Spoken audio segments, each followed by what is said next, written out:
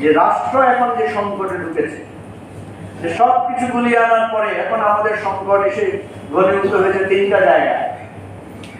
একটা হলো গণভোট আগে না পরে বা একসাথে, একটা হলো নোট অফ ডিসেন্টের কি হবে, আরেকটা হলো যে আগামী দিনের যে নির্বাচন, সেই নির্বাচনটা কিসের নির্বাচন। যেই সংকটটা ঘনীভূত হয়েছে অনেকগুলো কারণের মধ্যে একটা অন্যতম কারণ হচ্ছে এই অন্তর্বর্তীকালীন সরকার, তার কোন প্রিন্সিপাল পজিশন নাই। বিএনপির চাপে উনি কিছুক্ষণ ডানে ছুটেন, জামাতের চাপে তিনি কিছুক্ষণ বামে ছুটেন, এনসিপির চাপে উনি মাঝে মাঝে উপরের দিকেও ছুটতে চেষ্টা করেন।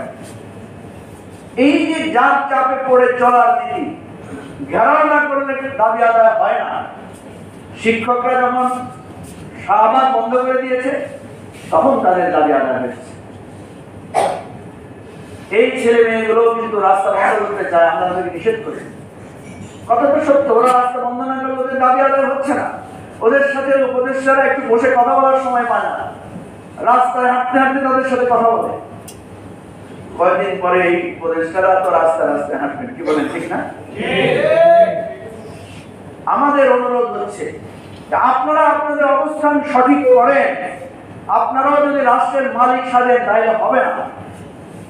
আপনাদেরকে মানুষের দুঃখ দুর্দশার, মানুষের প্রয়োজনের কথাগুলো শুনতে হবে। সরকারকে বলবো কয়েকটা রাজনৈতিক দলের মন জুগিয়ে চলার রাজনীতির চিন্তা নীতিটা বাদ দেন।